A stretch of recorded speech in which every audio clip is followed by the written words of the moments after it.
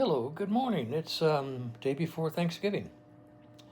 And I just got back from Kevin's. You'll see it in the following videos. Just wanted to give you a little bit more information. I did a recap on the bike when he started out on his test ride, telling you somewhat of the history of the bike. It came to us in a basket. Engine was mounted, jugs were off, pistons were off, head was off, push rods were out. We put all that together and got it running, sorta, not running, sorta, maybe possibly running, sorta. It ran like poop. That was with the ET ignition system. Tried different things, tried different points, tried different gaps, tried different timing. We could never find out anyone, anywhere who gave us the exact and precise ignition advance setting for a T20M, mountain code, mountain cub. Much later, we found out that the T20M calls for 32 degrees. Okay, so anyway, the bad news is, there's no timing marks on this bike because you have the alternator in the left primary case in the primary cover.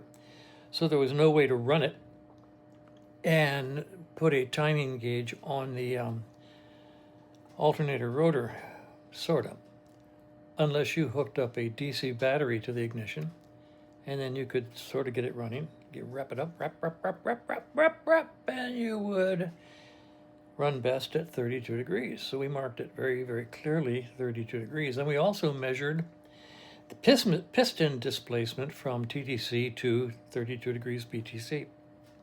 And we have a piston displacement gauge specifically for this bike.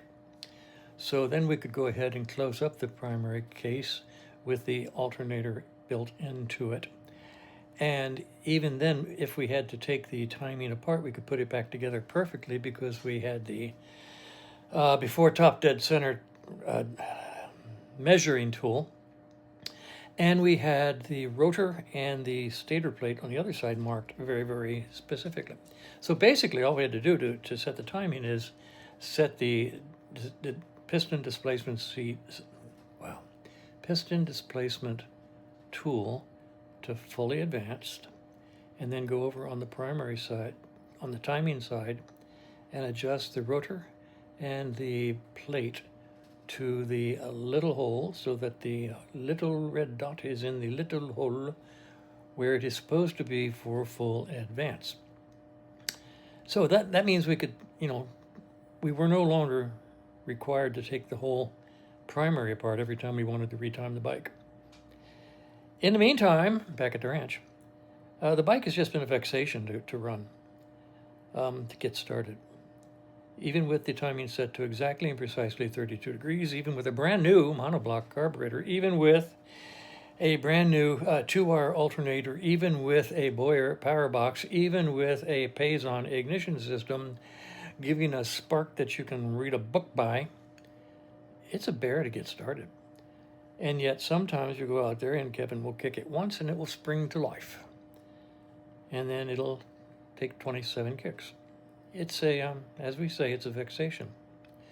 We found out that the reason for the oil leaking out of the shifter was, in fact, it was engine oil that was coming out of empty bolt holes on the inner, let's say the inner tranny cover. It's held onto the engine by several 6 or 8 individual screw bolts, and 4 of them were missing. So the engine was venting into the timing cover, and that's why we had oil leaking out of the timing cover. It wasn't the shifter shaft itself that was leaking, it was the engine filling that case with oil from the sump. When we found that, and it's our saw, we didn't see it, I'm sorry. My experience with singles is limited. I've worked on maybe a dozen B50s, B441s,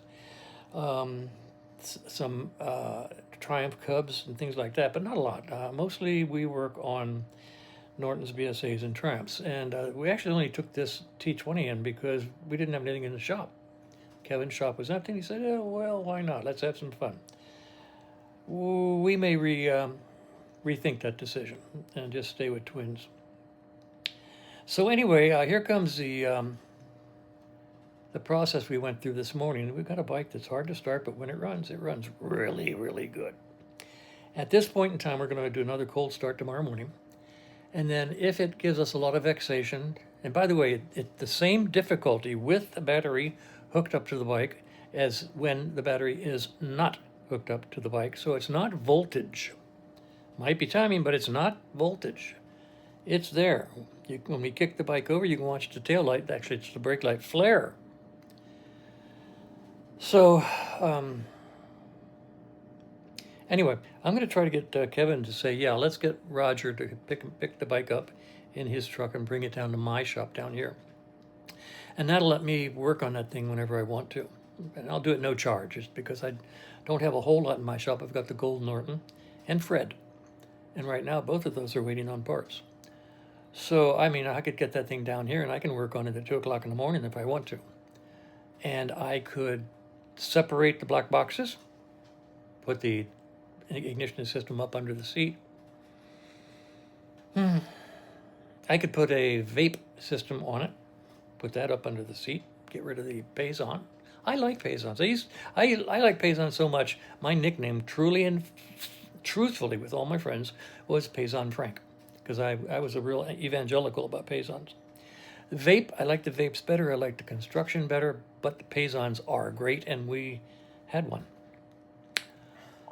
I even have everything necessary to put it back to mechanical points, and I'm willing to do that at no charge. My interest is just getting it running and easy to start.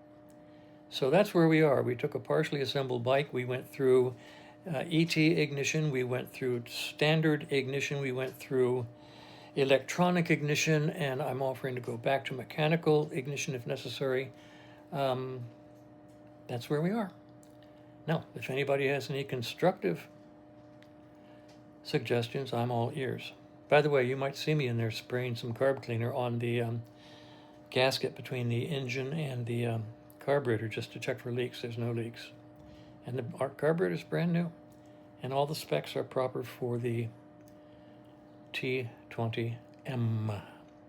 So, let me know if you have any truly constructive suggestions as to why we are having the difficulties we are having.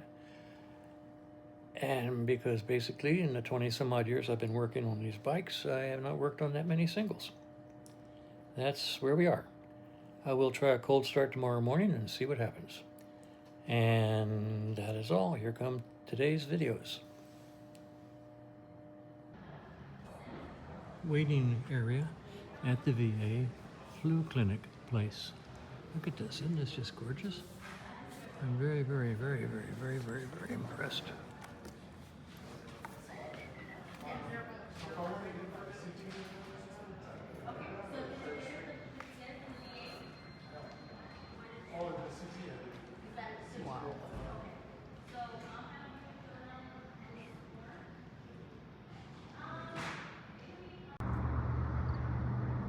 I asked, they said this facility is only 2 years old.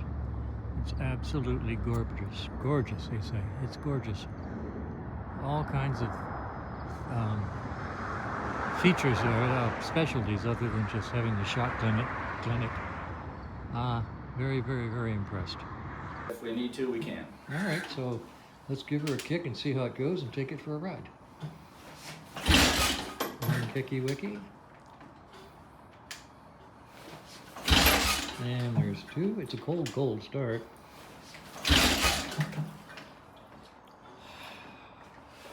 I knew this would happen. Oh, it's on video, of course. Yeah, of course. Starts on the first kick, lasts 3 days, and not today.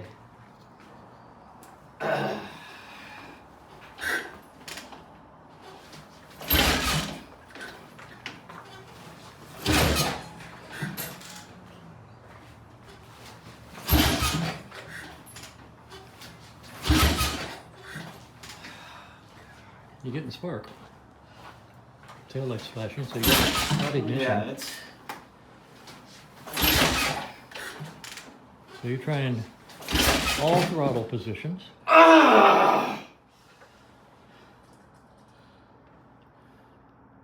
So tell me, Dr. Brown, what's your favorite position? Ugh.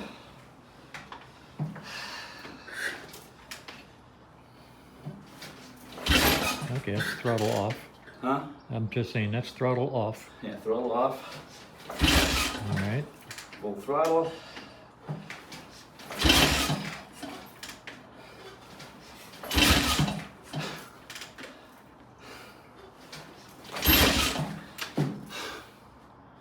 All right. This bike Is a vexation. All right, let's talk. All right, so what we've done is hook up a battery. So he's now running on battery rather than just straight alternator.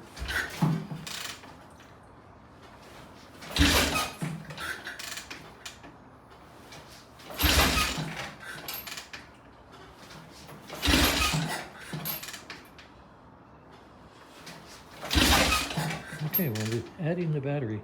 Let's just go ahead and make sure we've got good electricity. Oh yeah, look at that. That's with the battery on. So we know we have a power to the ignition system right out of the battery.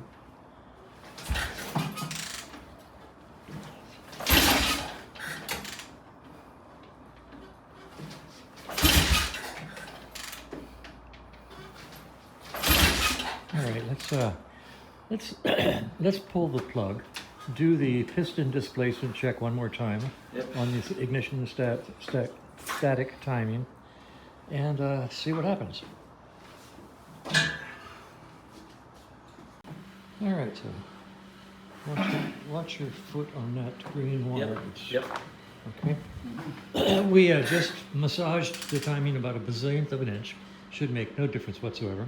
We have a battery hooked to the bike. The bike is now running a standard battery ignition system with a battery involved.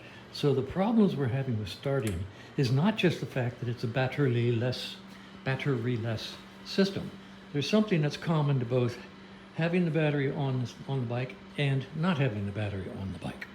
So we'll see how it goes and make a decision on what to do after that.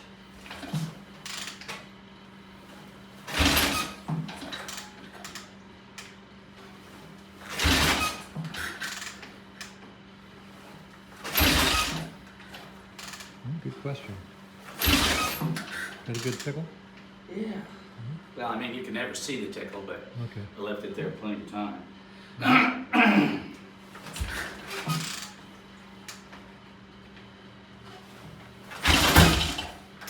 A pop.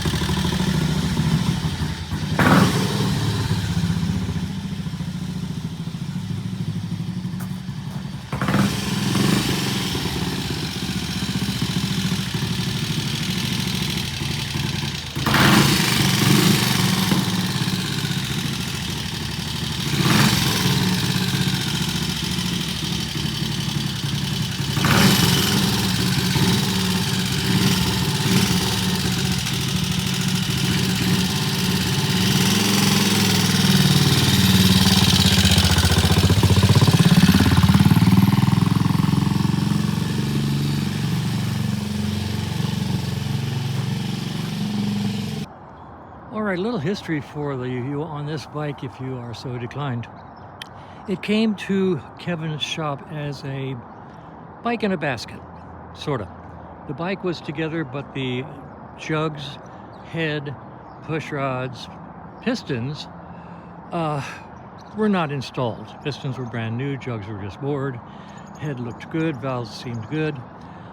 We put it together, and this was when it was an ET, an energy transfer system. We put it together and we couldn't get it to run. We tried 7 ways to Sunday, everything I could think of, and it just wouldn't run for poop on energy transfer. So finally we made the decision to change out the ET stator, the 5-wire stator, put in a 2-wire stator, and hook that to a Boyer power box. That will take the AC from the alternator into the power box, turn it into DC, and provide it to the bike for lights and ignition. So we did that. Then we tied the power box to a Payson electronic ignition, and we have been working with that, trying to get the bike dependable, easy to start, and haven't gotten there yet. And this has been a long time. If you're just watching this for the first time, go through the videos. There's probably 20 videos showing you the process up to this point.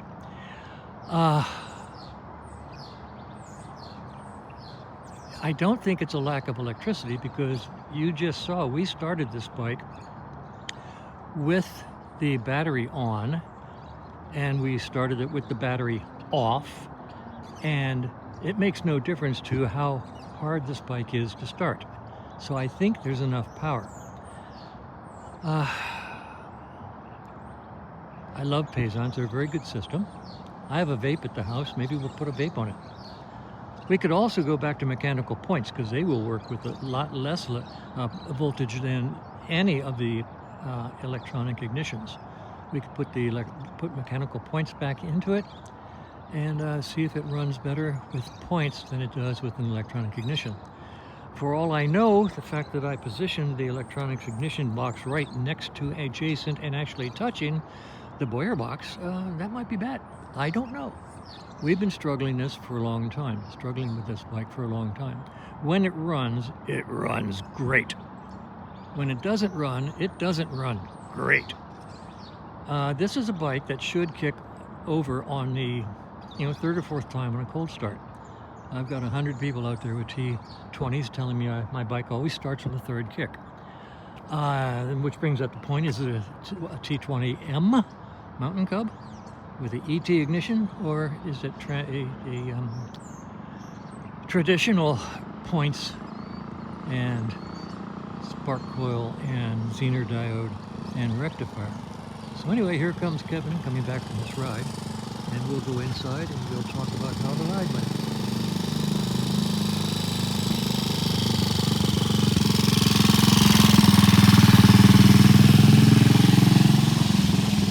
Okay, Kevin, show me the love. Same as always. She's a great runner. She's just cold-hearted. Takes a while to settle into a nice idle and warm up, but then she's fine. You know? Okay, why don't you start it right now? Let's see what happens. We'll do this on video, so it'll have the opportunity to stick it to us.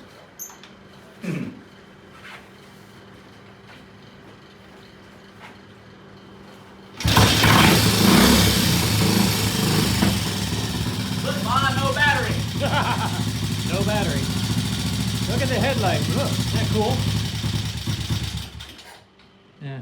Yeah, it takes forever to warm up, that's all. Okay, now we think we fixed the oil leak. I don't know if we told you this, but there were 2 bolts. 4 bolts. 4 bolts. 4 bolts missing from that inner case. 4 bolts missing from the inner transmission, or let's say the timing case. 4 bolts that held it to the engine were missing. And it was blowing oil through those bolt holes, and that's why I was leaking so much oil. When we finally noticed that, figured that out, we went out and we got appropriate bolts, put them in, tightened it down, closed it up, and you can see right now underneath the bike there is a great lack of oil laying on the ground. Yep. After a test ride. There may still be some there still may be some leaks somewhere, drips somewhere, but that's British for you. All right. And to be clear, those 4 bolts were the ones that were inset. So it's very difficult to see. You had to shine a flashlight on it to see. So Yeah. for those folks who said, Well, why didn't you see that? "Why didn't you see that?" Also, I have to admit, I've only worked on maybe half a dozen singles. Yeah, I yeah, don't know how many singles you worked on, and I pretty much am ready to call a moratorium on anything with less than 2 cylinders, Yeah. because that's where our expertise lies. yeah. Well, So- what we didn't know, originally we were told to put just the top end on, Mhm. and we didn't know that somebody had taken off the inner timing case. That's true. We didn't know that. So it's one of those reminders. You listen carefully to what the customer says, And and then then do a thorough examination yourself. Yeah, but we didn't take that timing cover off Uh-uh. until we were ready to put an ignition system on it. That's exactly Because we right. had to run the new ignition wires. Yeah. So And- it came with the timing cover on Yes, that is correct. and the bolts missing inside. Now, Yep. I'm not going to be nasty and say anything nasty, but that's what we found out was the cause of all the oil leakage. Yeah. Those bolts were missing, and the sump was just blowing oil right through those little bitty holes Mhm. into the timing cover, and dripping out through the shifter. Yep. Okay, so at this point in time, let it sit overnight Yep. again. Yep. Start it tomorrow morning without A a battery. battery. Cold without a battery. And talk to the client, see what he wants to do. Yeah. Well, he's ready to pick it up, and I'll inform him today that pending a good start tomorrow, Mm-hmm. and no further oil leaks, Mm-hmm. and I'm sure because it always dripped by now. I think we should get down there on those oil lines going Right. to the oil fitting and do a couple cranks on those little Yep. clamps. Yeah, not going to hurt anything to tighten those up a Just bit. a tad bit. All right. And maybe tomorrow will be a delightful Thanksgiving, and I'll have thanks that this bike can move out of the shop. That's almost sacrilegious. What are you thankful for, That's right. Kevin? So we found the oil leak, and We have a bike that runs. yeah, exactly. I said when she's always run great. It's just she's cold-hearted. Well, I don't know. Brand new carburetor, brand new ignition system, brand new electrical system. With LED headlight, LED tail lights, so they aren't drawing as much voltage anymore. Brand new pistons. New pistons, rings. If I recall, it was bored out, 10th thou or something. So Okay. I mean, brand new piston, rings, all of that. We've checked the gap, everything's fine. She's just cold-hearted. Some days, like I said, the last 2 days, first kick every time. This morning you turn on that video, ha ha ha! You think I'm gonna start? Yeah, okay. Man. Well, I'm tired and I went and got a COVID shot yesterday and a flu shot yesterday, and I just feel terrible, so I'm going home. We'll call it a good day. Yeah, I'm done. I'm tired.